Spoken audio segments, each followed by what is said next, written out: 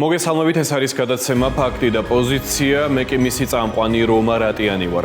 დღევანდელ გადაცემაში ვისაუბრებთ საქართველოში საკმაოდ მტკივნეულ და რაც მთავარი აქტუალურ საკითხზე, ავტოავარიები და ავტოავარიების შედეგად დაღუპულთა რაოდენობა და ასევე დაშავებულთა გაზრდილი რიცხვი. ამ თემაზე მოვისმენთ ექსპერტთა პოზიციებს, ასევე გავეცნობით მოქალაქეთა აზრს და გავიგებთ თუ რა უნდა გამოსწორდეს ქვეყანაში ამ მიმართულებით. ფაქტი და პოზიცია იწყება.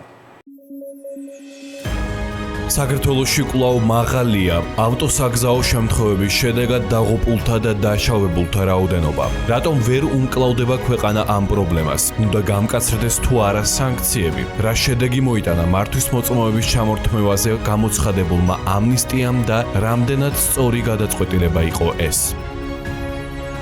მოვისმენთ მოქალაქეების, ექსპერტისა და სამოქალაქო აქტივისტის განსხვავებულ შეფასებებს. დღეს ფაქტი და პოზიციაში. მაშასე ვიდრე გადავინაცვლებდეთ ჩვენ სტუმრებთან, მოდით გავეცნოთ სტატისტიკურ მონაცემებს, რომელზედაც დაყრდნობით უკვე უფრო ვრცლად ვისაუბრებთ ჩვენ სტუმრებთან რამდენიმე წუთში. მანამდე კი მოდით ვნახოთ ავტოსაგზაო შემთხვევების რაოდენობა, რომელიც ბოლო წლების განმავლობაში სტაბილურად ინარჩუნებს საგანგაშო ნიშნულს და მიმდინარე წლის, უბრალოდ 2025 წლის ბოლო სტატისტიკურ მონაცემების საფუძველზე შეგვიძლია ვთქვათ, რომ 5969 ავტოსაგზაო შემთხვევა მოხდა, რაც რეკორდული მაჩვენებელია საქართველოში დაფიქსირებულ ნიშნულებს შორის და აღნიშნული სტატისტიკის საფუძველზე ასევე უნდა გავეცნოთ ძალიან ტრაგიკულ და სავალალო მორიგ მონაცემს, რომელიც გვაუწყებს იმის შესახებ, რომ ბოლო წლების განმავლობაში სწორედ 2025 წელს დაფიქსირდა ყველაზე მაღალი რაოდენობა გარდაცვლილთა რიცხვს გულისხმობთ 469 ადამიანი შეეწირა ავტოსაგზაო შემთხვევებს გასულ წელს, რაც ბოლო 5 წლის განმავლობაში ყველაზე მაღალი რიცხვია, როგორც უკვე გითხარით. და რა იწვევს ავტოავარიებს? მთავარი მიზეზები, მოხოვის მანევრი და შემხვედრით ზოლში გადასვლა. ბუნებრივია, რომ ეს ყველაფერი ლოგიკური მიზეზია და ხშირად ხდება ეს სამწუხაროდ, ასევე ქვეითთა გადაადგილების წესის დარღვევა, თუმცა მთავარი გამომწვევი მიზეზი ამ შემთხვევაში გვაქვს სიჩქარის გადაჭარბება, რაც თავის მხრივ ასევე პირდაპირ კავშირში შეიძლება იყოს არაფხიზელ მდგომარეობაში ავტომობილის მართვასთან. ასეთია ის სტატისტიკა და ის მონაცემები, რომელიც სამწუხაროა, თუმცა ეს რეალობა ეხება ჩვენს ქვეყანას საქართველოს და რისი ბრალია ეს ყველაფერი. ეს ამის შესახებ ჩვენ შეკითხვა დავუსვით ჩვენს თანამოქალაქეებს და მოდით მოვისმინოთ მათი აზრი, შემდეგაც უკვე ეთერს გავაგზავნებთ ჩვენ სტუმრებთან ერთად. საქართველოში ავტოავარიების რიცხვი ყოველ წელს იზრდება და თქვენი აზრით რა არის ამის მიზეზი? ალბათ წესებს არ იცავენ და იმიტომ თან ძალიან ბევრი ამანქანაა და ბევრი გამოუსველი მძღოლიც. ძალიან ბევრი მატარება არის ის უყურადღებოდ დადიან, ერთმანეთს არ უთმობენ, ერთმანეთს არ ითვალისწინებენ, ძალიან ბევრი მიზეზი შეიძლება იყოს. ძალიან ბევრი ავტომობილი მოძრავს, ალბათ რაღაც კუთხით ჯობია რომ შევცირდეს ავტომობილების რაოდენობა და მეტად დაკვირვებულად უნდა ვისხდეთ საჭესთან და როცა გამოცდას ვაბარებთ მართვის მოწყობის, მეტად უნდა გათვითცნობიერებულად გქონდეს, რომ რამხელა პასუხისმგებლობა გვიწევს ავიღოთ საკუთარ თავზე. გამოუცდელი მძღოლები, დაუდევრობა, არ გათვალისწინება საგზაო ნიშნების. ეს კიდე გამოწვეულია იმისგან, რომ ყველა, ვინც მოინდომა, ვინც $2000 იშოვრა, ყველას მანქანა მოუნდა დააჯდა იმ გაუმართავ მანქანაზე და მე მგონი არასწორად არის გაცემული მართვის მოწმობები. ალბათ ბევრი ტრანსპორტი უნდა იყოს ავტობუსის მარშრუტის სახით, რომ ხალხი გადავიდეს მაღაზიაზე ალბათ.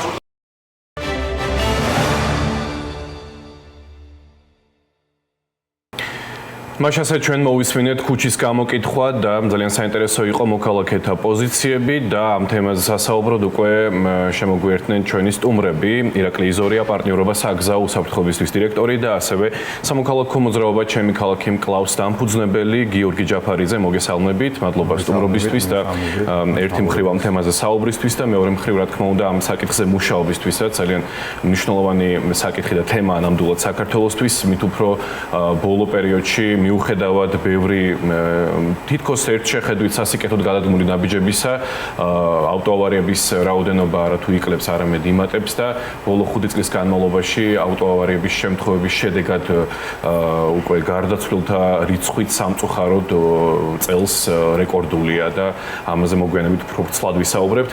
თუმცა საუბარი დავიწყოთ ზოგადი შეკითხვით, თქვენი შეფასებით, რატომ იზრდება მაინც მიუხედავად ამ ყველაფრისა საგზაო ინფრასტრუქტურა თითქოს ვითარდება, ჯარიმებიც გაიზარდა, თუმცა აი ცოტა ხნის წინ ისევ შეამცირეს ეს ჯარიმები, რადგანაც ამ პრაქტიკამ არ იმუშავა. მიუხედავად ამ ყველაფრისა, რატომ მატულობს ავტოავარიების რაოდენობა? ირაკლი, თქვენთან ექნება პირველი შეკითხვა. მოგესალმებით კიდევ ერთხელ მისალმებით თქვენს ტელემაყურებელს. ვიცით რომ ბოლო წლებში, ანუ როგორც ეთერამდე ვისაუბრეთ, 2019 წლიდან ფაქტიურად კლება არ გვაქვს, ანუ პირიქით გაზდა გვაქვს და ძალიან ცუდი ფაქტია, ამიტომ რომ ჩვენ მქონდა გახსოვთ 2021-2025 წლის ეროვნული სტრატეგია და სამოქმედო გეგმები, სადაც პირდაპირ გვეწერა რომ 25%-ით უნდა შეგვემცირებინა ქვეყანაში საგზაო შემთხვევები, თუმცა ესე ვერ მოხდა, შემცირება კი არა, არამედ მატება გვაქვს და 2025 წელს უკვე 469 ადამიანი დავკარგეთ, დაახლოებით 8100-ზე მეტი ადამიანი არის მძიმე დაშავებული. აქედან გამომდინარე ძალიან ბევრი ადამიანი გახდა შეშემოპირი და არ ვიცი როგორც ფიზიკური, ასევე ეკონომიკური ზარალი მიადგა ქვეყანას და ვიცით რომ სხვადასხვა გათვლებით მაგალითად 2021 წელს მსოფლიო ბანკის მიერ შეფასდა ქვეყანაში ზოგადად საგზაო შემთხვევების ღირებულება და 500 მილიონ ლარსაც კი აღემატება. წარმოიდგინეთ ამ ხელათ ანხა არის საგზაო უსაფრთხოებით მიღებული ზარალი, ეს დაახლოებით მთლიანი შიდა პროდუქტების 3%-მდეა, 3-დან 5%-მდე იზრდება. პირველ რიგში რაზეც მინდა ყურადღება გავამახვილო, ეს არის ვერ ხდება კიდევ ერთხელ მიღწევა იმისა, რომ სიჩქარის გადაჭარბების ფაქტები შემოვციროთ ქვეყანაში. თავარი მიზეზი ჩვენ სტატისტიკაში გვიწერია გადასწრება, ანუ ზოლიდან ზოლში გადასვლა გადასწრების მიზნით და ყველაზე მეტი მოდის ამაზე და შემდგომ არის სიჩქარე, თუმცა ეს გადასწრებაც იგივე სიჩქარის მაჩვენებელია, ამას უბრალოდ სტატისტიკურად ჩვენ დავყავთ თორემ აი რო შევაჯამოთ, დაახლოებით თუ არ ვწდები 250-ზე მეტი ფაქტი არის ზოგადად მომხდარი ასეთი, რაც სიჩქარის გადაჭარბება პირდაპირ ანუ სიკვდილიანობის ნახევარზე მეტი არის გამოწვეული. აქედან გამომდინარე პრობლემა რჩება და ეს არა მარტო საქართველოში, არამედ გლობალურად არის ეს პრობლემა და ვიცით რომ ამაზე მთელი სისტემები მუშაობენ, მთელი კვლევები ტარდება, რომ შეამცირონ საგზაო შემთხვევები. რაც შეეხება თვითონ საქართველოს, ჩვენ არაერთხელ გავაჟღერეთ არაერთი დოკუმენტი მოვამზადეთ კვლევების სიჩქარის მენეჯმენტთან დაკავშირებით. ყველას დიდი პრობლემა რაც რეალურად ქვეყანაში გვაქვს ამ მიმართულებით არის ის, რომ გულათა სისტემას, რომელსაც ხარი დაუჭირეთ თავის დროზე და ეს იყო ძალიან წარმატებული პრაქტიკა, როცა 2016 წელს დაინერგა, თუმცა ამის განვითარება ვერ მოხერხდა. ჩვენ ვიცით, რომ დღევანდელი მდგომარეობით ვერ ხდება ქულების ჩამოკლება სიჩქარის გადაჭარბებაზე, მხოლოდ და მხოლოდ თუ პატრული გაგვაჩერებს, იმ შემთხვევაში გვაგდება ქულები და ვიდეო ჯარიმები მაყურებელს რო განუმარტოთ, თუ კი ეგრეთ წოდებული კამერა რადარი აფიქსირებს ამ სიჩქარის გადაჭარბებას, ის ვერ აკლებს. ის ვერ აკლებს ქულას, არამედ უბრალოდ ჯარიმები იწერება და ჩვენ ძალიან კარგად ვიცი და მოგვეხსენება რომ არაერთხელ დადებულა სოციალურ ქსელებშიც რომ ადამიანები ტრაბახობენ, მაგალითად ის რომ ერთ დღეში გადაიხადეს 1000 ლარის და 2000 ლარის ჯარიმები და ეს ასე არ უნდა ხდებოდეს, ანუ ჩვენ თუ რეალური პრევენცია გვინდა მაშინ უნდა სიჩქარის მენეჯმენტის მიმართულებით უნდა გავიზარდოთ და რა არის ჩვენ ჩავატარეთ ორი კვლევის მიმართულება, ერთი იყო ქულათა სისტემის მიბმა და არის სხვადასხვა მოსაზრება რომ რაღაცა საქართველოში ვერ განვითარდება ქულათა სისტემა, მაგრამ ეს მცდარი არის, ვინაიდან დაახლოებით 15 ქვეყნის ევროპული ქვეყნის პრაქტიკა შევისწავლეთ და ჩვეულებრივად ხდება აღსრულება, ანუ თუ აღსრულება ხდება შვედეთში, ჰოლანდიაში, რატო არ შეიძლება აღსრულება მოხდეს საქართველოში? ძალიან მარტივია ყველაფერი, უკვე ელექტრონულად ამის აღსრულება გაკეთებადია და აქედან გამომდინარე პრობლემას ვერ ხედავ. მეორე, ყველაზე დიდი არის სიჩქარის ლიმიტები. სიჩქარის ლიმიტები ძირითადად რეგიონებშიც არასწორად არის დარეგულირებული. როგორ შეიძლება მაგალითად სასკოლო ზონასთან ადამიანი 60 კმ/სთ მოძრაობდეს და ამ მიმართულებითაც გავაკეთეთ ჩვენ პრაქტიკული კვლევა, 20 ლოკაცია შევისწავლით შესაბამისი რადარით ურბანულ ზონაში და 20 ლოკაცია სკოლასთან. ყველა იყენებს 15 კმ/სთ-იან ტოლერანტობის ზღვარს, ანუ ყველა ცდილობს რომ მაქსიმალურ სიჩქარეს მიაღწიონ და ახლა სკოლასთან თუ არ არის დაბალი სიჩქარე, როგორც მაგალითად ყველა ევროპულ ქვეყანაში არის 30 კმ/სთ სკოლასთან და ზოგადად საგანმანათლებლო დაწესებულებებთან და ეხლა თუ ჩვენ 60 დავუშვებთ კიდე 15, წარმოიდგინეთ ამ ხელა სიჩქარეზეა საუბარი. აქედან გამომდინარე არა მარტო საუბრობთ საკმარისია ფატალური შემთხვევები. რა თქმა უნდა, აქედან გამომდინარე სიჩქარის მენეჯმენტის გაუმჯობესება თუ გვინდა უნდა გავაკეთოთ ერთი ქულათამებმა სიჩქარის ლიმიტების გადახედვა, იგივე აქ რაც არის ტოლერანტობის მიმართულები და რაც თავარია აღსრულების გამოჯობესება უნდა მოხდეს, ვინაიდან ვინც იხდის 50 ლარს დამერწმუნოთ ის ადამიანი ხვალ 100 ლარსაც გადაიხდის და 300 ლარსაც გადაიხდის და როგორც თქვენ თქვით, ბევრი სამწუხაროდ ამით ტრაბახობს სოციალურ ქსელებში და ეს სწორედ ამ თემაზე მინდა ცალკე ხაზგასმა ბუნებრივია და აუცილებელია რომ ვისაუბრებთ ასევე სახელმწიფოს პასუხისმგებლობაზე და მის როლზე ამ მიმართულებით, თუმცა ამ შემთხვევაში მინდა ხაზი გაუსვა უშუალოდ თითოეული ჩვენგანის პასუხისმგებლობაზე და ამ კუთხით ალბათ ინფორმირება არის აუცილებელი საზოგადოების სწორი ინფორმაციის მიწოდება მათთვის და ეს უნდა იწყებოდეს ალბათ სასკოლო ასაკიდანვე. გიორგი, თქვენთან მექნება ამ კუთხით შეკითხვა. რამდენად მნიშვნელოვანია ალბათ ამის ეს რიტორიკული შეკითხვა იქნება სამოქალაქო პასუხისმგებლობა თითოეული ჩვენგანის და რა ვითარება ამ კუთხით ქვეყანაში. თქვენ როგორც ვიცით, აწარმოებთ ხშირად განსაკუთრებით თბილისზე გაქვთ უფრო მეტი აქცენტი. ბევრი ვიდეო მასალა ქვეყნდება თქვენ სოციალურ პლატფორმაზე. სოციალური პასუხისმგებლობის კუთხით რა ვითარება საქართველოში ამ კუთხით? მოგესალმებით თქვენს მაყურებელს. რეალურად მოვიტანოთ მაგალითები ჩვენ ავტოსაგზაო შემთხვევებზე მსგავს მიმართულებას დავიწყეთ მუშაობა დაახლოებით 2019-2020 წლიდან. თავიდან თუ იყო უფრო საზოგადოების უმრავლესობაზე მაქვს საუბარი ნეგატიური განწყობა, დღეს ეს ნეგატიური განწყობა შეიცვალა. ანუ საზოგადოების უმრავლესობა თავისუფლად შეიძლება ითქვას თulis რომ არ არის მისაღები ისეთი ქმედებები, რომელიც სხვის სიცოცხლეს საფრთხეს უქმნის. ამას ჭირდება რა თქმა უნდა კამპანიები ჩვენს ვანხორციელებთ გავსტების კამპანიებს. აქ არის ბევრი რიგი მიმართულება. რა თქმა უნდა, არის ორი საკითხი. ერთი არის სახელმწიფოს პასუხისმგებლობა თავისი კანონების მიღებით, სწორად რო იყოს რა თქმა უნდა კანონები მიღებული და შესაბამისად მოხდეს ამის აღსრულება და მეორე არის მოქალაქის პასუხისმგებლობა. იმიტომ რომ ყველა ფეხის ნაბიჯზე საბატონო პოლიცია და კამერა არც უნდა იყოს. ან საბატონო პოლიცია ვერ იქნება და შესაბამისად ვიდეოებით ჩანს კი არა მარტო ავტოსაგზაო შემთხვევებში ქვეითებთან მიმართებაში გავაკეთებ კომენტარს.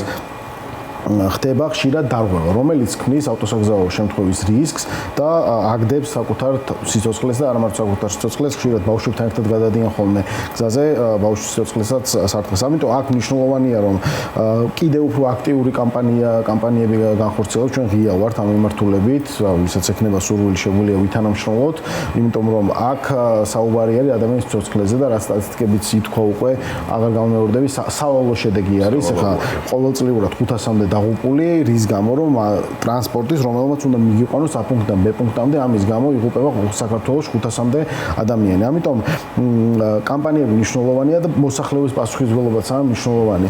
ირაკლი თქვა რომ ხშირად ხდება ხოლმე ჩვენც გვიგზავნიან ვიდეოებს, რომ აი ვიდეოებს იღებენ ერთი ხელით ატარებს 220 დადის. ან ბავშვი ზოგჯერ კიდევ ცალკე პრობლემა და მეორე ხელით ტელეფონით იღებს, რომ აი და ნუ ამით რის დამტკიცება უნდათ არ ვიცი, მაგრამ ნუ ფაქტი არის. ამიტომ მოსახლეობის პასუხისმგებლობა მნიშვნელოვანია და კიდევ ერთხელ გამეორდები, ცნობიერება ამაღლდა, თავისუფლად შეიძლება ითქვას და მსგავსების ფაქტებზე უკვე ნეგატიური უკავშირი არის, ადრე თუ იყო დადებითი უკავშირი. ამიტომ ამას კიდევ სჭირდება, რა თქმა უნდა, უფრო აქტიური მუშაობა და შესაბამის კანონის აღსრულება. იმიტომ რომ მარტო კანონების მიღება არ კმარა, საკმაოდ გვაქვს ჩემი აზრით კანონები, თუ რაღაც დასაკორექტირებელი ეგ ცალკე საკითხია, თუმცა არსებული საკმაოდ გვაქვს, ამას სჭირდება აღსრულება. თუნდაც კიდევ გადავალ ქვეითებზე ქვეითების დაჯარიმება, რომელიც ჩვენს ქონდა კამპანია მიიღეს, ძალიან კარგია რომ მიიღეს ეს კანონი, იყო თუმცა გაიზარდა და ამის აღსრულება იშვიათად ხდება მეკონის. ნუ თავიდან იყო 2000 შემთხვევა, ეხა არსებული სტატისტიკები რო არ მოგატყუოთ არ გვაქვს, თუმცა ხო ანუ რეალურად ამ ყველაფერს სჭირდება კანონის აღსრულება. რაც შეეხება სკოლებიდან მიმართებაში, ხა ჩვენ ეკოცნობიერებას ვამაღლებთ, რა თქმა უნდა, სკოლებში და თუ გვაქვს ხოლმე ამის საშუალება, საუბრობთ კიდევაც მსგავს ტიპის შემთხვევებზე სკოლის მოსწავლეებთან და თავისუფლად შეიძლება ითქვას, რომ მომავალი თაობა უკვე მზად არის ამ კანონის დაცვის კუთხით. თუმცა შეიძლება შენ იცავდე კანონს, ჩვენ რიგითი მოქალაქე ხარ, მეც ავტომობილით გადავადგილდები, მაგრამ სხვის გამო შეექმნას საფრთხე, რაც სამწუხარო მოცემულობა და სამწუხარო რეალობა არის დღევანდელობაში. ამიტომ კიდევ ერთხელ გამეორდები და მოხდეს ცნობიერების ამაღლება და ერთს დავამატებ, კიდე არის ინფრასტრუქტურა. საგზაო ინფრასტრუქტურა, რომელიც ხშირად შეიძლება იყოს ავტოსაგზაო საგზაო შემთხვევის გამომწვევი მიზეზი. შეიძლება იქ ჭაიყოს ღია, ინსტინქტი არის, ხო, როცა ავტომობილს ატარებ, უცებ შეიძლება აი საგზაო ნიშნები, იგივე ზოლები, შეიძლება ქალაქში პირველად მოხდეს პირობითად რომელიმე ქალაქში და კი ხალხმა შეიძლება იცოდეს რომ აი აქ წარმოსახვით ზოლს წარმოადგენს გონებაში და იცის რომ აქ ორზოლიანი მოძრაობაა, მაგრამ ვიღაცამ შეიძლება ნიშანი არ იცოდეს ზუსტად რომ იქ არ არის შეიძლება ნიშანი და გაიაროს ისე რომ ჩათვალოს საჭიროდ რომ წესი არ დაარღვია. ასეთი ფაქტებიც ხშირია და ინფრასტრუქტურის საკითხს ცალკე მინდა რომ დაუბრუნდეთ. მანამდე მოდით გავიცნოთ ინფორმაციას, სად ხდება საქართველოში ყველაზე ხშირად ავტოავარიები, ბუნებრივი და ლოგიკურია რომ პირველ ადგილზე იქნება რა თქმა უნდა თბილისი, 256 შემთხვევაა და ეს მიმდინარე წლის მონაცემებია, აჭარაში 113, იმერეთი 73 და ქვემო ქართლი, სადაც მხოლოდ მიმდინარე წელს რამდენიმე საკმაოდ საზარელი ავტოავარია იხილა საზოგადოებამ, 65 ავარია. გიორგი, ისევ თქვენთან გადმოვალ შეკითხვით და რა კი კონკრეტულად თბილისზე გაქვთ უფრო მეტად აქცენტი გაკეთებული. თბილისში სად არის ის ყველაზე ცხელი წერტილები, სადაც უფრო ხშირად ხდება ხოლმე არა უბრალო, ესე რომ ვთქვათ, შედარებით უწყინარი ავარიები, არამედ აი ფატალური შედეგით რომ სრულდება ესეთი ადგილები სად არის დედაქალაქში.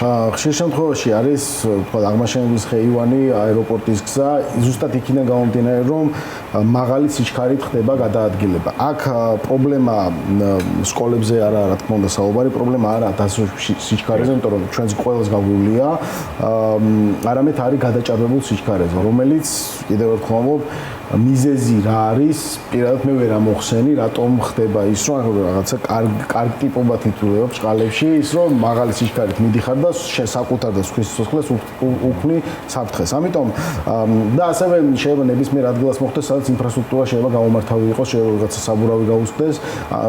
აქ არის კომპლექსური საკითხი, ისე ინფრასტრუქტურული მიმართულებით, რომ დაუბრუნდე არა მარტო თბილისში, არამედ რეგიონებში ხა ძირითადად რა თქმა უნდა თბილისზე გვაქვს აქცენტი, თუმცა რეგიონებიდანაც შემოდის ხოლმე მსგავსი ტიპის ინფორმაციები ამ ბოლო პერიოდში უფრო ხშირად ამ ინფრასტრუქტურულ პრობლემებთან დაკავშირებით. ამიტომ ყველამ კიდევ ერთხელ გამეორდები, ყველამ დააკეთოს თავის საქმე. სახელმწიფოს აქვს თავისი პასუხისმგებლობა, მოქალაქეს, რიგით მოქალაქეს აქვს თავისი პასუხისმგებლობა და ეს ყველაფერი თუ იქნება კარგად გაკეთებული, ასე ვთქვათ, აი ეს სტატისტიკები რაც სამწუხაროა, აქ არის აქ ჩვენ ვსაუბრობთ ადამიანის სიცოცხლეზე და ხვალდაზე არავინ არ იცის ვინ შეიძლება იყოს ამ სტატისტიკაში, ხო? ეს მარტო სტატისტიკა ხო არ არის, ამ უკან ადამიანი ოჯახები დგას და ადამიანები დგანან. ამიტომ ყოველწლიური სტატისტიკა ის რომ ერთჯერადი იყოს, შეიძლება ასეთი პრობლემა არ იყოს. ყოველწლიურად სტატისტიკა არის სიკვდილიანობის, კიდევ ერთხელ გამეორდები 500-მდე დაღუპული ადამიანი, რის გამო რომ ტრანსპორტი რომელსაც უნდა მიგიყვანოს A პუნქტიდან B პუნქტამდე, ამ ყველაფრის გამო ხდება 500 ადამიანის და 500-მდე ადამიანის სიკვდილიანობა საქართველოში.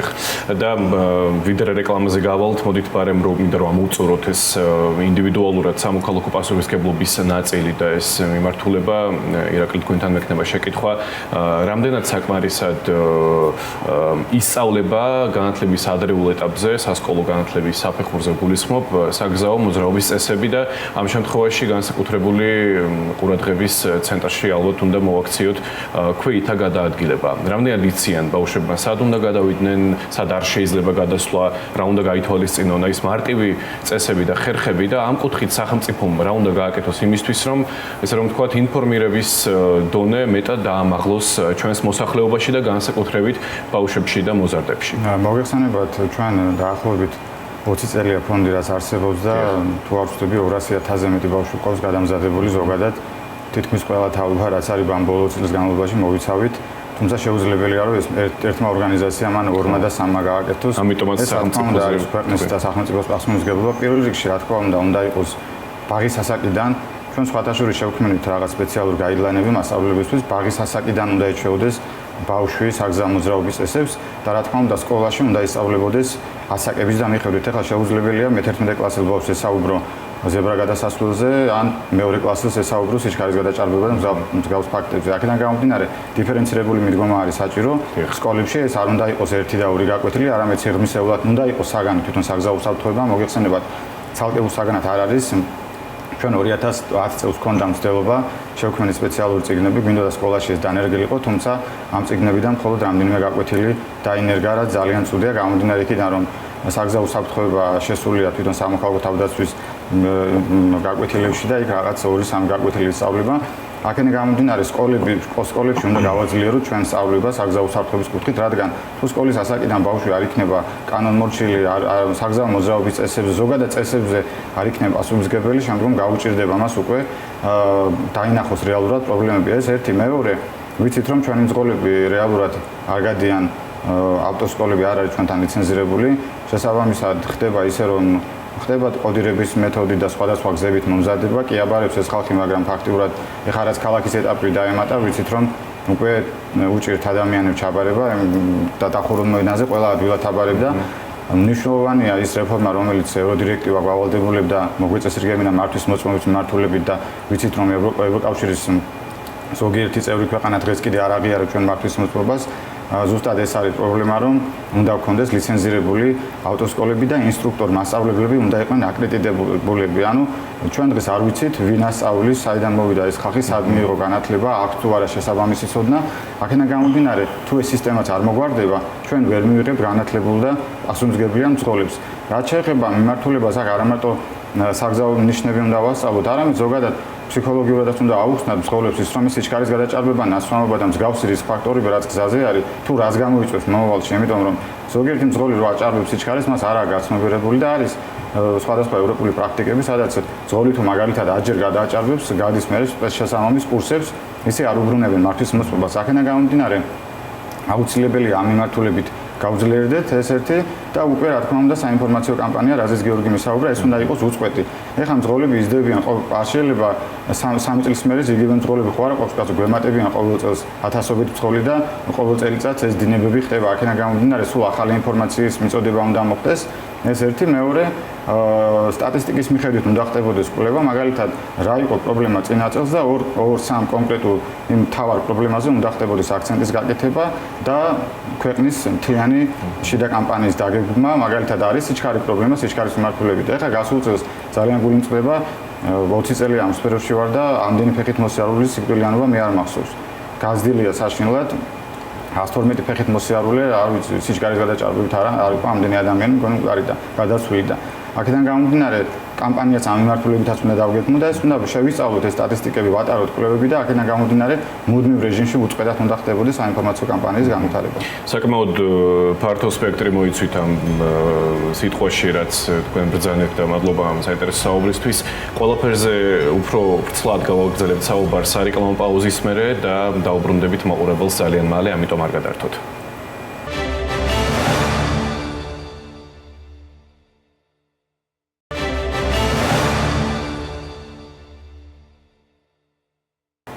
მას ესე იგი ბრუნდებით სარეკლამო პაუზის შემდეგ და ვაგრძელებთ საუბარს საკმაოდ მტკივნეულ და სამწუხაროდ აქტუალურ თემაზე, რომელიც ჩვენს ქვეყანას ეხება, ავტოსაგზაო შემთხვევები, ამის შედეგად დაღუპულთა და დაზარალებულთა რაოდენობა სამწუხაროდ არათუ იკლებს, არამედ იმატებს ბოლო წლების განმავლობაში და ამ პრაქტიკას ვადევნებთ თვალყურს და უბრუნდებით ჩვენ სტუმრებს. მას ესე კიდევ ერთხელ ვისაუბროთ იმის შესახებ, თუ რა იწვევს ამ მდგომარეობას საქართველოში და მე მინდა ხაზგასმით კიდევ ერთხელ ჩვენ თქვით, რომ მთავარი გამომწვევი მიზეზი არის სიჩქარის გადაჭარბება, თუმცა ასევე ერთ-ერთ მთავარ მიზეზად ავტოავარიების შემთხვევებისა სახელდება არაფხიზელ მდგომარეობაში ავტომობილის მართვა. თქვენი აზრით უნდა გამკაცრდეს თუ არა უფრო მეტად საშელი ამ დანაშაულზე, რადგანაც ბევრი შემთხვევა არის სამწუხაროდ საქართველოში, როდესაც ადამიანს ართმევენ მარცხმოწმობის უფლებას, თუმცა ერთი წლის თავზე ან 2 წლის შემდეგ ის კვლავ იბრუნებს მარცხმოწმობას და ისევ მეორდება ეს შემთხვევა, ესე რომ ვთქვათ და ამ კუთხით აღსრულებას პრობლემა მესმის, მაგრამ სხვა სანქცია ხომ არ ჯობია კიდევ უფრო მკაცრი, რომ დაწესდეს ამ კუთხით. ირაკლი, თქვენთან მექნება შეკითხვა. მოკლედ, ნასვამობა ყოველთვის პრობლემა იყო საქართველოში, მე რაც თავი მახსოვს. ის კარგი გადაწყვეტილება იყო ის ერთი, რომ განმეორებაზე ადმინისტრაციული პატიმრობა იქნა შემოგებული 15 დღემდე და ეს ძალიან მნიშვნელოვანია, იმიტომ რომ თუ ადამიანი ჯდება ნასვამ მდგომარეობაში და იცის, რომ შეიძლება 5 ან 10 დღე ვერ წავიდეს სამსახურში იმის გამო, რომ ადმინისტრაციულ პატიმრობაში იქნება, ეს სერიოზული რისკი არის მისთვის და რაღაც შემაკავებელი ბარიერი შეიძლება და ყოფილიყო. თუმცა ნასვამ მდგომარეობაში მართვის ფაქტებს რო გადავხედოთ, აი როცა საბადრო პოლიციის წარმომადგენელი აჩერებს, სადღაც 30,000-მდეა დაახლოებით წლის განმავლობაში, ანუ 30,000-მდე ნასვამი მძღოლი დადის ქუჩაში პოტენციური მკვლელი ყველა. ვინც გააჩერეს და წარმოიდგინეთ ახლა ეს ადამიანები რო არ გაეჩერებინათ ავტომობილი რო არ ჩამოერთვათ, რამდენი უბედურების დადიალება შეეძლოთ, ხო? რაც შეეხება თვითონ ნასვამობის პრევენციის მიმართულებას, როგორც ვთქვით, ანუ დიფერენცირებული მიდგომა დადგა აქაც, ანუ აქაც 0.3-დან 7-მდე თუ არის 9 წელიწადი ჩამორთმევა და 0.7-დან უკვე მაღლა არის 1 წლის განმავლობაში. თუმცა სხვადასხვა ევროპული პრაქტიკები ითვალისწინებენ სასწავლო მოდულების მიდგომებსაც. ჩვენ სხვადასხვა 3 წლის უკან მქონდა დაახლოებით 1000 მძღოლი გადავამზადეთ ნასვამობის პრევენციის მიმართულებით შვეიცარიულ მოდელზე.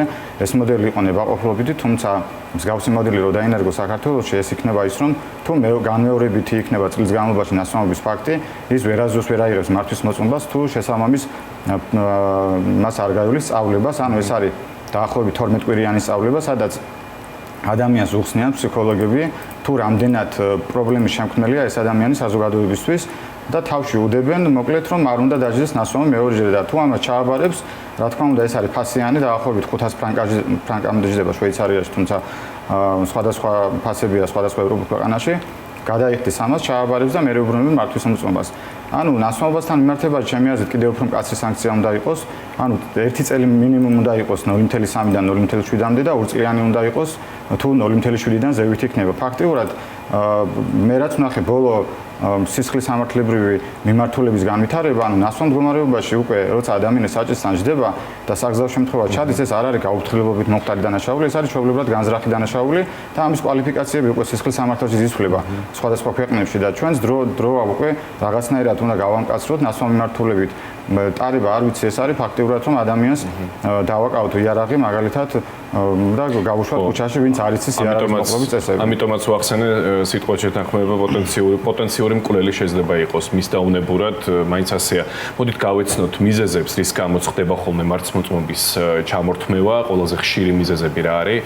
ამისი ლოგიკური და ბუნებრივია რომ 51%-ზე მეტი, 52%-ია თითქმის ალკოჰოლური თრობა და ამაზე ვისაუბრეთ და ასევე ორი მიზეზი სახელდება თანაბრად აქვთ განაწილებული ავარიისა და ასევე შემთხვევის ადგილის მიტოვების გამო და ასევე ნარკოტიკული საშუალებების მოხმარებისთვის. ეს უკვე ბოლო რამდენიმე წელია რაც დაემატა, მანამდე ამის გაზომვა შეუძლებელი იყო რეალურად და ვიცით რომ მიმდინარე წლის დასაწყისში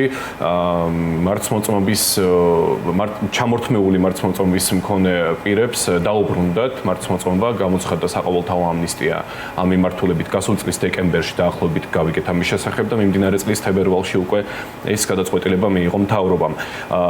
ამ კუთხით გიორგი თქვენთან მექნება შეკითხვა, რას ემსახურება ეს ინიციატივა, ეს გადაწყვეტილება, რამდენად სახიფათოა ეს ჩვენი ქვეყნისთვის, ჩვენი გზებისთვის და ხედავთ რეალურად რომ ამან არ ვიცი რა შედეგი შეიძლება მოიტანოს საზოგადოებისთვის. რეალურად ეს რას ემსახურებოდა პირადად მე არ მაქვს ინფორმაცია, არ ვიცი, თუმცა ფაქტი არის ის რომ გააჩნია შემთხვევას, შეიძლება რაღაც ისეთი შემთხვევა იყოს და გამონაკლის სახით იყოს დაბრუნებული კონკრეტულ მძღოლზე, თუმცა ეს მასიურად შეწყდა ამნისტია, რაც ერთსაც დავამატებ 35000-ზე მეტ ადამიანს ჰქონდა შეჩერებული იმ მომენტისთვის მარცხმოწმობის უფლება, მართვის ტარების უფლება, უბრალოდ აი ოღონდ ზუსტი რაოდენობა არ ვიცით, რამდენს შეეხო ეს ამნისტია, თუმცა 35000-ზე მეტი იყო იმ მომენტისთვის და გააგზავნეთ საუბარი შეგაწყვეტილებით, უბრალოდ ეს ინფორმაცია აუცილებელი იყო. იმიტომ რომ მან მნიშვნელოვანი არის ალბათ უფრო დეტალური კვლევა იქნებოდა მნიშვნელოვანი, იმიტომ რომ ადამიანი თუ მეორეჯერ სიმთვრალის გამო ჩამორთმეული ქონდა მართვის მოწმობა, ეგ ცოტა სხვა შემთხვევა არის. ან კიდევ ერთხელ ეს ყველაფერი უნდა იყოს მიმართული ზოგადად, აი სახელმწიფოს მიერ კიდევ ერთხელ მან დაუბრუნდები, ნებისმიერი კანონი იქნება, ნებისმიერი ქმედება მთავრობის მხრიდან უნდა იყოს მიმართული, რომ სიკვდილიანობის დონე შემცირდეს და ავტოსაგზაო შემთხვევების რაოდენობა შემცირდეს. აქედან გამომდინარე, არ ვიცი რამდენად ემსახურება რამდენად ემსახურება ეს ჩვენ სტატისტიკებით ვსაუბრობთ სამწუხაროდ, თუმცა კიდევ ერთხელ გამმეორდები, ამ სტატისტიკების უკან რეალური ადამიანები დგანან სამწუხარო შემთხვევების შედეგად და არა მარტო სამწუხარო შემთხვევების შედეგად, შეიძლება გადარჩა ადამიანი ცოცხალი, თუმცა რაღაც ისეთი ჯანმრთელობის ისეთი პრობლემები აქვს, რომ რაღაც ვეღარ განაგრძობს არსებული ცხოვრება, როგორც აქამდე ცხოვრობდა. ამიტომ ნებისმიერი ქმედება, კიდევ ერთხელ ვიტყვი, უნდა იყოს მიმართული იმისთვის, რომ მსგავს ტიპის შემთხვევები და სიკვდილიანობა შემცირდეს. იმიტომ რომ ეს არის ერთ-ერთი მთავარი პრობლემა დღევანდელ მოცემულობაში, რაც არის ჩვენს ქვეყანაში, რაც საკმაოდ საგანგაშო არის, იმიტომ რომ ქვეყანა დამოუწდა 0 სიკვდილიანობა იყო ერთ-ერთ ქვეყანაში, ხო, ერთ-ერთ ქვეყანაში საერთოდ წლის განმავლობაში ავტოსაგზაო შემთხვევებისგან არავინ არ იყო დაღუპული და ჩვენთან რომელ ქვეყანაზეა საუბარი? სკანდინავიური ქვეყანა. შვედეთი იყო თუ შვედეთი იყო სკანდინავიური ქვეყანა და ნუ რა თქმა უნდა საამაყუარი და მეც დიდი სურვილი მაქვს რომ შესაბამისი რეფორმები და შესაბამისი კანონის აღსრულება, ინფრასტრუქტურის მოწესრიგება იმისკენ იყოს მიმართული რომ ჩვენც ვიამაყოთ იმით რომ წლის განმავლობაში საქართველოში არც ერთი ადამიანი არ დაიღუპება ავტოსაგზაო შემთხვევებისგან გამოწვეული ტრავმებით. დიახ, ისევ ამ ამნისტიას მინდა შევეხო. ბევრი შეფასებით გარკვეულწილად შეიძლება ქმნიდეს დაუსჯელობის განცდას და აქვე მინდა რომ საერთაშორისო მაგალითებიც მოვიყვანო, მაგალითად ამერიკის შეერთებულ შტატებში ზოგიერთ შტატში მარცხმოწმობის სამუდამოდ ჩამორთმევის პრაქტიკაც არსებობს, არის გავსი პრაქტიკა ბრიტანეთშიც, ოღონდ არა პირდაპირი სახით, არამედ სასამართლომ უნდა დაამტკიცოს და განუსაზღვროს ეს სასჯელი უკვე კონკრეტულ მოქალაქეს იმ შემთხვევაში თუ კი მძიმე დანაშაულთან გვაქვს საქმე. თვლით თუ არა რომ საქართველოშიც უნდა დაინერგოს მსგავსი მოდელი? სამუდამო ჩამორთმევა ალბათ უფრო ინდივიდუალური შემთხვევით უნდა იყოს, იმიტომ რომ უფრო მე კურსებს და კვლევებს, ანუ ეს ტრენინგებს მივესალმები, რომ თუ თქვათ რაღაცა თრობის შედეგად გაიაროს მე უფრო ამას მივესალმები, ვიდრე ეხლა თუ რაღაც ისეთი პრობლემა აქვს, რომ არ შეუძლია ატაროს ადამიანს, ამ ფსიქიკური პრობლემები აქვს, რა თქმა უნდა, იმას არც უნდა კონდეს მართვის მოწმობა და არც უნდა აიღოს. და ეხლა ეს მართვის მოწმობის აღება როგორ ხდებოდა ეხლა ჩემ პერიოდში 30 ლარს იხდიდი ჩვეულებრივად ხედავდი და გიწერდნენ და მიღებდი მე იქ რაღაცა წრეს ჩააბარებდი იყო. მანამდე ეხლა ჩემამდე საერთოდ იმ მდგომარეობაში აღარ ვარ, თუმცა ეხლა აღარ ვარ, თუმცა ეს მეც ხომ აქვს ჩვეულებრივ მართვის მოწმობა, ხო, 90-იანებში $70 თუ რაღაც ისე იყიდებოდა, ხო, ყველა მიცის ეს ფაქტები. აქედან გამომდინარე, სამუდამო იმას მე პირადად ესე არ ვემხრობი, თუმცა აქ არის კიდევ ერთხელ ინდივიდუალური შემთხვევები თუ რაღაც ფსიქიკური ესეთი პრობლემა აქვს ადამიანს, რომელიც არაადეკვატურია უბრალოდ და ავტომობილი არის ჩვეულებრივი საგანი, რომელმაც შეიძლება დააზიანოს სხვა ადამიანის, ანუ ეგრე უნდა მიუდგეთ ჩვენ ამ საკითხს. კიდევ ერთხელ გამომეორდები, სამწუხარო სტატისტიკები რაც გვაქვს, ყველაფერი მიმართული უნდა იყოს კონკრეტულად იმისკენ, რომ ეს შემცირდეს და არა თქვა რაღაც ჯარიმები შემცირდა, თუმცა არა მარტო ჯარიმების გაზრდით, იმიტომ რომ მარტო გაზრდილი ჯარიმები თუ პლუს ამას კანონის აღსრულება არ ხდება, კამპანია არ ხდება, მოქალაქის თვითშეგნება არ იმაღლებს ამ კამპანიიდან გამომდინარე, ვერაფერს ვერ მოგცემს, ხო? იქთან პლუს აღსრულების ნაწილშიც კიდე ჩემი აზრით არის რაღაც პრობლემები, რომელიც უნდა გამოსწორდეს და კიდევ ერთხელ ინფრასტრუქტურული პრობლემები, რაც ერთ-ერთი გამომწვევი მიზეზი არის და აი ქვეითებზე, რაც ირაკლიმ რას თქვა, რეალურად ქვეითები არის დღევანდელობაში ჩემი აზრით ერთ-ერთი მთავარი პრობლემა, იმიტომ რომ შეიძლება გახშირდა ბოლო პერიოდში. გახშირდა, გადმოგიხდეს უბრალოდ ქვეითი არეალი არ არის, ხედვის არეალი გადმოგიხდეს და რაღაც უბედური შემთხვევა მოხდეს და ხო, ძღოლი რაღაც შარში ეხება ასე ვთქვათ, რის გამო რომ ვიღაცა არ ყავს, აი მარტივ მაგალითს მოვიყვან, წერეთლის გამზირზე, რავი, რა შუქნიშანიც იყო, მეგონი ყველაფერი დაამატეს, რომ ქვეითებზე მორგებული ქუჩა გამზირი უნდა გავაკეთოთო. გაიარა დღის ნებისმიერ მონაკვეთში, აი დიდუბესთან, მეტრო დიდუბესთან და დინამოს მიმდებარე ტერიტორიაზე. არ უყურებს არავინზებრეს ფაქტობრივად. ხო, თან შუქნიშანი, ორი შუქნიშანი დგას 15 მეტრის დაშორებით. ორი შუქნიშანი ბოლოსკენ ვიძახი. ყოველ რავი, ნახევარ რაღაც კილომეტრში 200-300 მეტრში შუქნიშანია. ვისაც როგორ უნდა ისე გადადის, ხო? ანუ ამას თუ კანონის აღსრულება არ იქნება, ამით რა მოხდა, ხო? ძღოლი გაჩერდა, ასე ვთქვათ და პლუს ჩერდება, იმიტომ რომ ქვეითი არ ყავს, ანუ მწვანეზეც ვეღარ მიდის, ძღოლი იქნება საცობი. საცობი მარტო დისკომფორტი არ არის, საცობი იწვევს ჰაერის დაბინძურების ზრდას და ეს შეჩერება დაძვრით, მალმალე ესეც რა თქმა უნდა უფრო მეტ გაფრქვევას იწვევს, ამიტომ თუ რაღაცას აკეთებენ, ანუ პლუს ამას ჭირდება აღსრულება. კანონის აღსრულება, რომ ანუ არის ხო მესმის რომ არ იყოს და კი იქ შეიძლება რაღაც გამართლება იყოს სად უნდა გადავიდეს ქვით მაგაზე არაა საუბარი მე ვიძახი ახლად რეაბილიტირებულ გამზირს და სადაც მართლა შუქნიშის პრობლემა არ არის მაგრამ რავი გაიაროს ხო საბატონო პოლიციაც ხო მოძრაობს ამ გამზირზე გაიაროს და ნახოს აი რა ხდება ყოველდღიურად ერთი მხრივ ეს უბედურებაა და მეორე მხრივ არ ვიცი სხვაგან სხვა ქვეყნებში გულისხმობ ცივილიზებულ ქვეყნებს რა თქმა უნდა ზებრაზე რომ გადაგატარებს მძღოლი დაგითმობს გზას ისეთი აღქმა რჩება თითქოს მადლობა უნდა უთხრა და ამ დროს ვალდებულია რომ გზა დაგითმოს და შენი გზა არის იქ რეალურად ზებრაზე სადაც ჩუქნიშნით არ არის დარეგულირებული რა თქმა უნდა ამ მძღოლები ეს კანონშიც კი არის ორჯერ 2-4-ია რომ დაუთმოს ქვეიც და გაატაროს თუმცა სადაც ჩუქნიშანია იქ რავი რა თქმა უნდა განსაზღვრავს ის ნიშანი რადგან ზებრა არის წითელზე შეუძლია გადასვლა არ არის ესე გიორგი თქვენი ამ შემთხვევაში სამოქალაქო პლატფორმის და მოძრაობის საქმიანობას მინდა რომ შევეხო ხომ არ გახსენდებათ რაიმე ისეთი ისტორია რაც ამ შემთხვევაში სოციალურ ქსელში თუ არა მხოლოდ ან ჩვენი მაყურებელი ან მომხმარებელი სოციალურ ქსელის რომელიმე დაგიკავშირდათ და რაიმე ისეთი ინფორმაცია თავისი ამბავი გაგიზიარათ რაც აუცილებლად უნდა იცოდეს საზოგადოებამ თქვენ თუ გახსენდებათ რაიმე ასეთი ავტოსაგზაო შემთხვევებთან დაკავშირებით ძირითადად რა ინფორმაციებიც არის დებთ ხოლმე ჩვენ Facebook გვერდზე და საკმაოდ ისეთი ვიდეოები არის სამწუხარო ვიდეოები ხშირად გვიგზავნიან აი ზუსტად აი 200 რომ მიდიან და ერთი ხელით რო იღებენ ესეთ ფაქტები არის რაღაც ფაქტები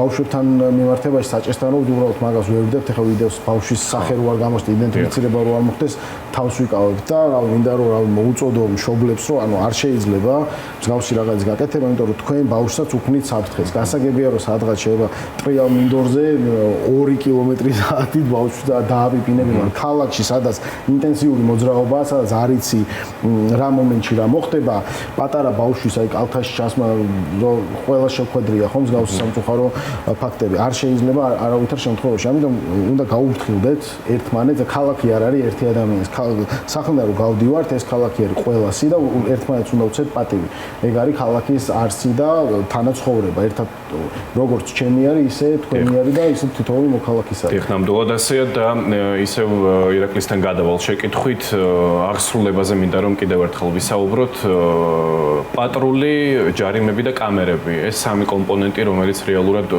იცავს და უნდა იცავდეს საგზაო მოძრაობას ბუნებრივია ჩვენ ვისაუბრეთ ასევე ინდივიდუალურ პასუხისმგებლობაზე თითოეული მოქალაქის თუმცა ამ შემთხვევაში მინდა რომ აღსრულებაზე ხაზგასმით კიდევ ერთხელ ვისაუბროთ თქვენი აზრით რამდენად ხდება ხარისხიანად აღსრულება იმ კანონებისა რომელიც გვაქვს და ის კანონები რომ რეალურად დაცული იყოს და სრულდებოდეს როგორც წესი ეს სავალალო სტატისტიკა რომელიც ჩვენ ცოტა ხნის წინ მაყურებელს გავაცანით ნამდვილად არ იქნებოდა თქვენი შეფასება როგორია მოდი დავიწყოთ მე რამდენიმე ეტაპად დავყოფ აღსრულების მექანიზმს პირველი რა თქმა უნდა როგორც ვისაუბრე სიჩქარის მენეჯმენტთან მიმართებაში გვაქვს პრობლემა ის რომ ქულათა სისტემა აუცილებლად უნდა მივაბად და ეს აღსრულების ეს მექანიზმი მაქსიმალურად უნდა გამოვიყენოთ ვინაიდან საერთაშორისო კვლევებით უკვე ვიცი და დასტურდება რომ დაახლოებით 20-დან 25%-მდე ამ ქულათა სისტემას შეუძლია სიჩქარის გადაჭარბების ფაქტების შეამციროს ქვეყანაში და ძალიან დიდი მაჩვენებელია 25%-ის შემცირება ეს ერთი მეორე უშუალოდ ფეხით მოსიარულეებს მინდა შევეხოთ ეგან გიორგი მას ახსენა რომ სამწუხაროდ შეიძლება ისეთ ადგილზე გადმოგვიხდეს ფეხით მოსიარული და გადმოგვირბინოს რომ ფიზიკურად ვერ მოასწროს მძღოლმა თუმცა აქვე დავამატებ იმას რომ ჩვენთან თბილისში არის და ზოგადად საქართველოში გვაქვს შერეული ტიპის შუქნიშნები სადაც მაგალითად პეკინის გამზირიც რო ავიღოთ ერთდროულად ინთება ორივე გზის მონაწილისთვის როგორც ფეხით მოსიარულისთვის ასევე ავტომობილისთვის მწვანე და ხშირ შემთხვევაში მძღოლი რო დაინახა მწვანეს ეგრევე აწვება სატერფულს და გონია რომ ისია გზა. ანუ აქაც უკვე მძღოლის დანაშაული და პასუხისმგებლობა იზრდება. ალბათ ან ინფორმაცია არ აქვს მძღოლებს რომ ამავდროულად შეიძლება ფეხით მოსიარულესაც აინთოს ხო ეს მწვანე აქედან გამომდინარე აქაც მნიშვნელოვანი არის ეს საინფორმაციო კამპანია რომ როგორც ფეხით მოსიარული მისოდეს იმ შუქნიშნის მნიშვნელობა რომ არის შერეული ტიპის და შეიძლება ორივე აინთოს ასევე მძღოლებმაც იცოდნენ. რაც შეეხება აღსრულების მიმართულებას ფეხით მოსიარულთან მიმართულებით ალბათ გახსოვთ წლების უკან მე მახსოვს მაგალითად 4-5 წლის უკან უნივერსიტეტებთან დგებოდნენ ან ფილარმონიასთან ვნახე პირადად რომ ფეხით მოსიარული პატრულები რა ხდებოდა ინდივიდუალურად დაჯარიმება ადამიანების რიგების გაკონტროლება, იქ შეიძლება ვთქვათ, არასწორ ადგილზე ვინც გადავიდო დაიჯარიმებინა, თუმცა ეხა ბოლო პერიოდში ეს არ გვინახავს, გამომდინარე იქიდან რომ ფაქტიურად 10 ლარი იყო ჯარიმა და გახუთ მაგდა, ანუ 50 ლარიანი ჯარიმა ადგეს, აღსრულებას მაინც ვერ ვხედავდა. ეხა წარმოვიდგინეთ, მე მართლა მესმის საპატრულო პოლიციის ეკიპაჟის, იმიტომ რომ ძალიან ბევრი საქმე აქვს ამ ხალხს. არა მარტო საგზავნო მოძრაობის წესებზე შეიძლება რაღაც კორპუსში ხანძარი გასცეს, გამოძახებაზე იყოს გასული, ვერ აქცევს სათანადოდ ყურადღებას ამ კატეგორიის გზის მონაწილეებს. აქ არა მარტო ფეხით მოსიარულეებზე არ ვსაუბრობ, აქ ძალიან მნიშვნელოვანია იგივე სკუტერებთან მიმართებაში, იგივე ვიცით რომ თვითგორიალარსაც ვიზახეთ ეგრეთ წოდებული ორბორბლიანები, რომლებიც ბოლო პერიოდში ძალიან, არ ვიცი, ტროტუარებზე დადიან სასწაულის სიჩქარით 25-20 კმ/სთ გადაადგილდნენ და სერიოზული ზიანი მიიღოს. აქედან გამომდინარე, ფიქრობ, რომ ფეხით მოსიარულეთა პატრული აუცილებელია და განსაკუთრებულად იმ ურბანულ არეალებში, სადაც დატვირთულია და მიზიდულობის ცენტრი დიდია და მეტია მოძრაობა ადამიანების ნაკადების, აქედან გამომდინარე უნდა ხდებოდეს გარკვეული ეკიპაჟების, ესე რომ ვთქვათ, ფეხით მოსიარულე ეკიპაჟების ჩანაცვლება და გამაგრება ამ კონკრეტული ადგილების. რაც შეეხება აღსრულების შემდგომ ეტაპს, ჩვენ ვიცით, რომ 2010 წელს მივიღეთ უსაფრთხოების ზღედების შესახებ კანონი და ეს იყო ძალიან კარგი ნაბიჯი დაახლოებით თითქოს წარმოუდგენელი იყო რომ ღვედის გაკეთება საქართველოში ესე მასიურად შესაძლებელი იქნებოდა, მაგრამ ძალიან ბევრი ვიბრძოლეთ ამაზე და მიღებული იქნა ეს კანონი და იყო დაპირება რომ 2 წლის მერე იქნებოდა უკანაგვედები მიღებული, თუმცა ეს ვერ მოხდა და რატო ყვები ახლა ამ ისტორიას, იმიტომ რომ როდესაც ჩვენ ახლა ვლაპარაკობთ პრევენციულ მექანიზმებზე, ძირითადად იგივე საინფორმაციო კამპანიაზე, აღსრულების მექანიზმებზე და ჯარიმებზე და ასე შემდგომ. თუმცა როცა უკვე ხდება საგზაო შემთხვევა, რა გვაქვს სახეზე, არაფერი არ გვიცავს გარდა წინაღვედებისა, გარდა უკანაღვედებისა და საბავშვო სავარძლები ბავშვებისთვის. ანუ ეს სამი მექანიზმი არსებობს, ხოლო მეტი არ არსებობს. ჩვენ დღეს გვაქვს მხოლოდ ერთი მექანიზმი შემორჩენილი. უწინაღვედები, რომლის აღსრულებას ფიქრობ ბოლო პერიოდში არის მოკლებული და მე მახსოვს, რომ სანამ კანონს მივიღებით 2010 წელს ჩავატარეთ კვლევა, მაშინ 40% იკეთებდა ავტომაგისტრალზე, იქიდან გამომდინარე რომ აუცილებელი იყო, მაშინ ავტომაგისტრალებზე ქალაქში არ იყო აუცილებელი და 1% იკეთებდა, ხოლო კანონი როცა მივიღეთ, 95% იკეთებდა თბილისში, დედაქალაქი გამოიკვლიე და 98% იკეთებდა ავტომაგისტრალზე. თუმცა შეგძლებია ეს. ახლა რომ ჩავატაროთ კვლევა, დარწმუნებული ვარ, ეს მაჩვენებლები ძალიან იქნება დაკლებული გამომდინარე აღსრულებიდან. აქედან გამომდინარე კიდევ ამბობ იმას, რომ ჩვენ დავჭა ამ სამი რაღაციდან მხოლოდ წინაღვედები, უკანაღვედები კანონმდებლობით არ არის სავალდებულო, ვიცით, აქედან გამომდინარე საბავშვო სავარძლები არის სავალდებულო, მაგრამ კანონში გვაქვს ძალიან საოცარი ჩანაწერი, არ არსებობს დედამიწის ზურგზე, რომ პირდაპირ წერია, რომ თუ ზის მოზარდი 16 წელს მიღწეული შეუძლია ღვედი გაიკეთოს, დაიკავოს ბავშვი და საგზაო შემთხვევის დროს ბავშვის წონა იზრდება 20-ჯერ. ანუ რა გამოდის ჩვენ ფაქტიურად სახელმწიფო არ გვაქვს პოზიტიურ ვალდებულებას, ეს არის ბავშვის უფლებების დარღვევა, არ შეიძლება და მე მივესალმები მართლა იმას, რომ რამდენიმე კვირის უკან იყო საგზაო უსაფრთხოების დეპარტამენტში შეხვედრა, სადაც მიდის მუშაობა ახალი 5 წლიან სტრატეგიაზე და ეს საკითხები, რაზეც ახლა ვსაუბრობ, დიდი იმედით ვიმედოვნებ, რომ იქნება გათვალისწინებული, რადგან ბავშვები არიან მოწყვლადი ჯგუფები და ეს ბავშვები უნდა დავიცვათ ჩვენ. და რაც შეეხება აღსრულების მექანიზმები, ახაც პრობლემა გვაქვს. ეხლა შეიძლება კანონი შეიცვალოს, შევცვალოთ ჩვენ ხვალ კანონი, მივიღოთ, გავასწოროთ ეს ხარვეზი და ვთქვათ, რომ ბავშვის უსაფრთხოებისთვის გავაკეთოთ ისე, როგორც არის ევროპული კანონმდებლობა, შევცვალოთ, თუმცა აღსრულებას როგორ ვაკეთებ? უკან ჩაბურული მინები გვაქვს ყველას ავტომობილებში, პატრული ვერანაირად ვერ გააკეთებს აღსრულებას, აქედან გამომდინარე ვერ მოხდება უკანაგვედების დაკანონების შემდგომაც აღსრულება, ამიტომ ძალიან ბევრი რამე არის შესაძლებელი. კანონმდებლობის შესაბამისად მოწყობა არის აუცილებელი. რა თქმა უნდა, ანუ ჩვენ თუ მივიღებთ მინებსაც შევეხეთ და ბევრ სხვა საკითხსაც ამიტომ. ჩვენ თუ მივიღებთ იმ კანონმდებლობას, რაც არის აუცილებელი საგზაო მოძრაობის უსაფრთხოების უზრუნველყოფისთვის და ხალხი რომ დავიცვათ გზაზე, ამისთვის ძალიან ბევრი ნაბიჯია გასაკეთებელი, გარდა იმისა, რომ მარტო დავწეროთ ეს კანონი ფურცელზე.